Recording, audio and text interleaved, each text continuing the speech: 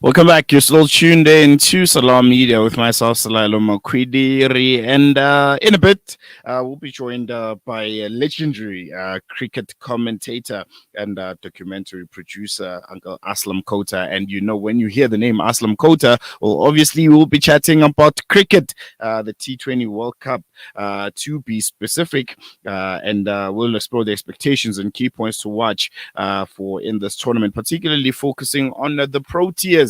Nervy scenes. I think if you're watching that game against the West Indies, and I think looking forward to the final. Hopefully we get there.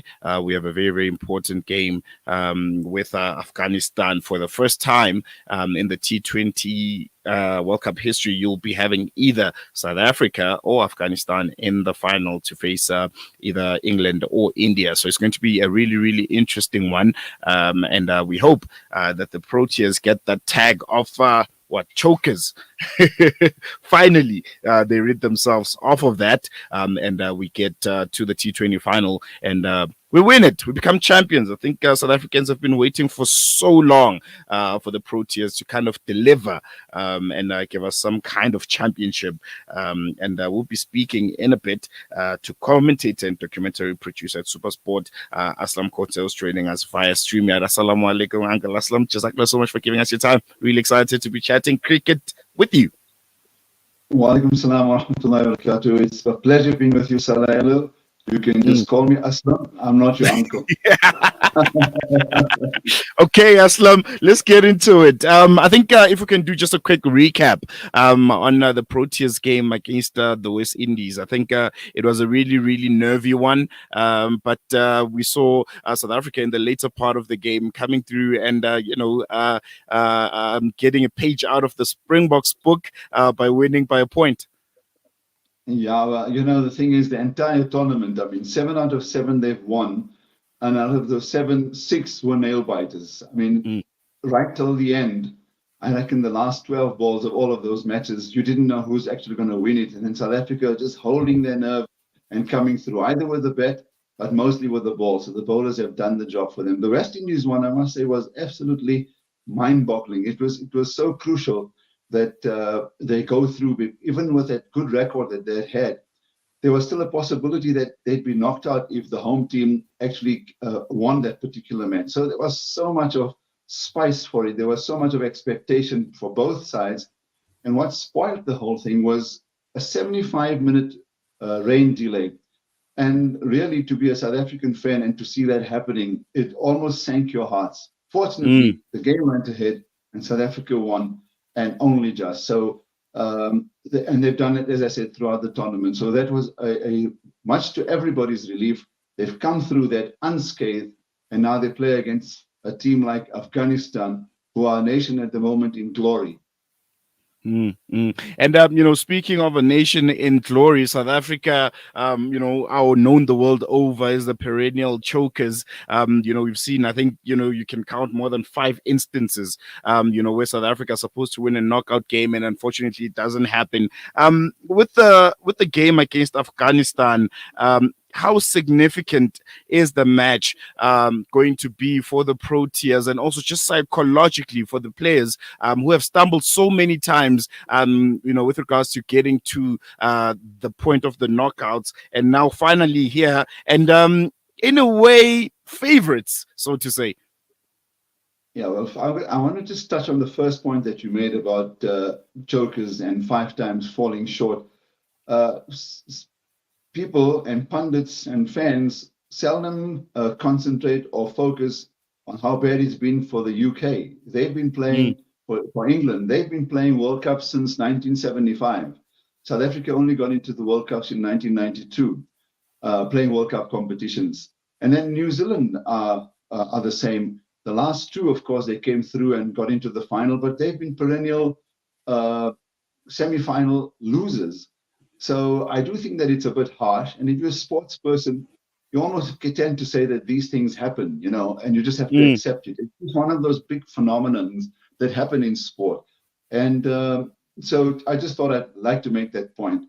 As far as the psychology is concerned, with this match tomorrow morning. By this time, we'd already know the result and find out if South Africa are going to make their first ICC final. Both teams are on a high. The fact that Afghanistan beat New Zealand and Australia, they beat Australia, and then to keep them, to make sure that they were dumped out of the tournament, they had to make sure that they won that last match, the decider against Bangladesh, and they did that in fine style. So you can't imagine, I can't imagine what that dressing room must be like right now. The confidence must be soaring all the way. And the thing is, where I match up the two teams as far as the differences are concerned, is that their bowlers are, I've got their names down here now, Fazal Haq Faruqi, and also Rashid Khan, and then Naveen al-Haq. They find themselves at 1, 3, and 5 in the bowling rankings. So it shows that they've made the early inroads. They've been very good in the middle, and they've been excellent when it comes to finishing. And then they've got two batsmen at number 1 and number 3 on the table at the moment. So, and that's Rahmanullah Gurbaz, who's got 281 runs, and then Ibrahim Zadran, who's got 229. Now let's just compare the South Africans. Nokia has got 11 wickets, but he's 11th on the table. He's been bowling well. Rabada has got 10, and he's 12th on the table. And then you've got Maharaj and Shemzi, who've got 9 and 8 wickets, and they somewhere near the 14th and 15th on the table. And yet they're part of a winning team, unbeaten team. Only Quinton de Kock features in the top 15 of run getters. He's 6th on 199 runs. So it's just the way the team have gelled, how they've put things together. And I think the planning has been very good on both sides by the coaches. Rob Walter has been fantastic in his decision-making from the time he selected the team, much to the dislike of many South Africans. But he's gone there to win a World Cup. And I'm supporting him to the hilt, because I'll make the other point in a moment. And the same thing with former South African, who then ended up playing for England, the coach Jonathan Trott. He's been absolutely fantastic. He's got this multi-talented lot of players. And there have been many coaches that have come and gone. But what they've been unable to do is, whilst we all hear about coaches wanting their players to express themselves, he has done it in such a calm way. He's done it so cleverly that they've been able to now marry that talent with a bit of discipline, and they suddenly look world beaters. And that goes to any team around the world. If you've got a good clutch of players who can perform at not at your maximum, but if you can perform efficiently at 60% of what is required of you, you're going to win games. And I'm seeing that happening with both these sides. And still focusing on the Proteas, despite that 7th game unbeaten streak, a lot of people are saying, you might possibly get over the hurdle against Afghanistan, but you haven't necessarily performed as well as an India or an England in this tournament. And if you do by miracle make it to the final, there's absolutely no way you could beat either of those teams. What's your response to that? Well, the first thing I know that most coaches say around the world is that what's past is gone. You've got to focus on what's on tomorrow. What should be immediately on your mind. And I don't think they'll be looking too far ahead as far as the final is concerned, because you've got to get past this. So we know that it's almost cliche. But what I will say is that South Africa's win against Sri Lanka, and I call that particular group, I think it was Group B, the group of death, because you had Sri Lanka, England, and South Africa that had potential to finish in the top 2. And I thought that Sri Lanka may just surprise a few because of the number of spinners they went with. But South Africa came across that particular game, a very low-scoring match, and that too, they only needed to score 78 to win, and they passed it in the 19th over. So it was more about scoring the win. And then that win against England, I think, was very important, because defending champions in both formats, in fantastic form. I think most of the pundits have given them the favorite stag because of the way they've been playing. So to come across that particular hurdle and win it, and then also beating the West Indies at home, I think has given them a lot of encouragement. And the prospects are there that South Africa will continue to perform well. But it's what happens on the day. I do believe that it's a very well-balanced team. I do think that there are some areas where there are chinks in that the form is not good. And if they can pick themselves up, as I said, if you can perform at 50% plus, you certainly, especially in 2020 cricket, you can come across the line. So I must say it's something that I'm really looking forward to. I've not been up at 2 o'clock in the morning watching these matches, I must tell you, but I certainly will tomorrow morning. Yeah, definitely. Just focusing a bit now on the opponents. I think Afghanistan have had a really, really remarkable journey coming into, this tournament and how they've made it to the semi-finals. You've had the impact of Rashid Khan, who's been a very, very standout performer. What threat do they pose? When you look at the Proteas lineup, particularly when it comes to their batting order. I think that's been the key to the fact that they've won. We know that they've got a very good bowling team. We know that they have their fielding has improved remarkably, and not just in this World Cup, but in recent times. So certainly it's a work in progress. But I have to say that their batsmen or their batters have come good, and they've come good at the right time in the tournament. As I said, three players at 1, 3, and 5. All of them having gone over 200 runs in the tournament. So their batting is perhaps what South Africa need to concentrate on and be fearful of, because they know what to expect as far as the spin is concerned. You talk about the Rashid Khan factor. It's a very big one, as we saw against a team that they've played against very often, Bangladesh, where he literally finished them up in that middle order with that 4-wicket burst. And that gave them the victory. So he's the key player. And of course, he's, 19 runs of just a half a dozen balls, which included 3 sixes in that innings, shows that he's so focused, he's so determined, and he's leading from the front. So there is a Rashid Khan factor there, there's no doubt. And I do fear that if their batters come good, then we could have a very, very close game. Because that's the key point in their game, in their games recently, where their batsmen have come through, and they've delivered.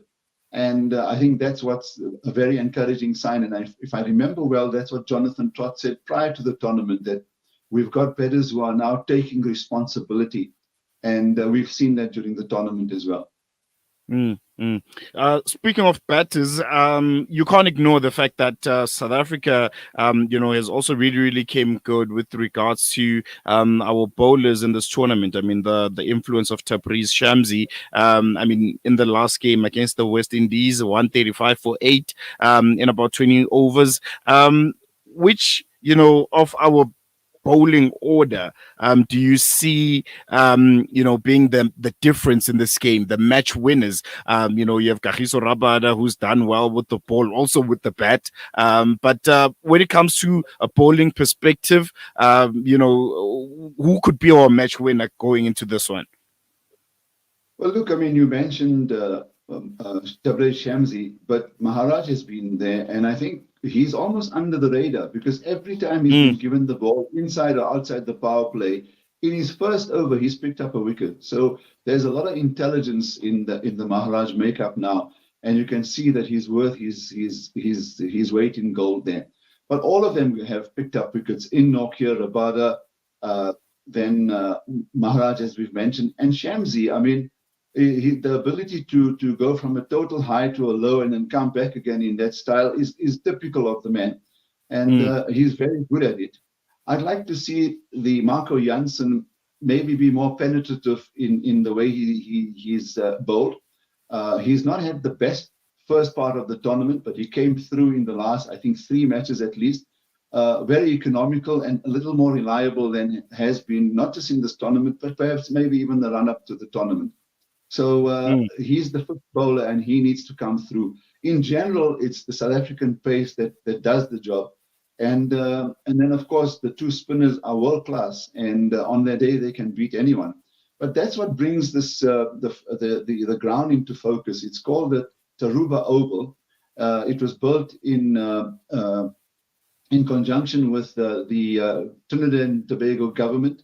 And it was as a gesture towards the great Brian Lara, built in his honor and named in his honor. Now, they've played a number of games there. Another venue where there have been too many low scores.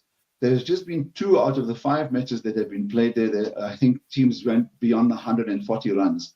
So that is a concern. I'm hoping that with the time that they've had to prepare this particular pitch, that it will play well and it will play fair. And I like the fact that this particular tournament has given the bowlers at least some chance in performing. Whereas we've just seen lots of runs being scored in tournaments around the world, not just in the World Cups, but also in the domestic franchise T20 tournaments all over the world. Here, it's great to see low scores and still high drama instead of all that smash, wallop, and bang that we've become accustomed to. So, I mean, think about this, Salehelo. In over 30 matches, almost close to 50, I think, in this tournament, there's not been 100 scored. So wow. To me, the pitches have obviously played a huge part. All the players have had to adjust their games. I remember Klaasen, who's not been at his best and he's been struggling in the middle order. He's played 2 very crucial innings, though, having said that, and he still remains a kingpin in that middle order. He did say that in the one match which they played, they realized that between himself and David Miller, that they actually had to adopt a 50-over approach to the match itself because of the way the pitches have played. So I'm hoping that the Karuba Oval is going to be a good one. And of course, just to focus for a moment on the other game, which is between England and India. India also the other unbeaten team. England have lost 2, but they've gone through. And they are the form team. And they're playing in Guyana, which is the Providence Stadium there is known for spin. So let's see what happens in that particular one, because it's important to know who of these 2 teams between Afghanistan and South Africa will actually face in the final on Saturday. There you have it, Aslam Khota. Thank you so much for giving us your insights. Really, really appreciate you giving us your time and getting, some insights on what we can expect on those 2 matches. Predictions: Proteas a win by 1 run again. The thing is, I've watched over the last 20 years. A lot of hosts like to ask the question, whether it's soccer, cricket, or whichever other sport, for their guests to predict. And I always feel that what happens with predictions is you are then judged by a prediction, because if you say that Afghanistan are actually going to win tomorrow and they end up doing that, they'll say, my God, this fellow is an absolute... You called it. Yeah. If you get it wrong, then, man, he's poor. He doesn't know anything. But my heart does say that I'd love South Africa to go through, although it's been such a romantic journey for Afghanistan. Yeah. And to see them come through, but South Africa are playing against them. And to make a point that you mentioned early on, I think South Africa, when you look at the rugby team, by winning those World Cups, what has happened to that particular sport? That suddenly, what has happened as far as quota system and all of this is concerned has fallen by the wayside. It's not even discussed any longer. And I do believe that a winning culture will bring all of that together.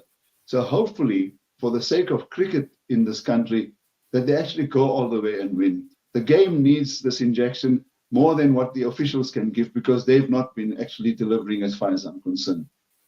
There you have it. Again, thank you so much for giving us your time. I'll be calling you there just to get your predictions in private, because it seems like you don't want to give it on the platform. But yeah, we do hope that the Proteas indeed bring it home. Aslam Khota, commentator and a documentary producer, a really, really, big brain when it comes to South African cricket, and his knowledge and understanding of it, and world cricket also. It was really, really a pleasure having him on. We're going to take a quick break. When we come back, we'll be having the news with Zaid Jedwat, Salam Media News, what you need to know, when you need to know it, and how you need to know it. After the break.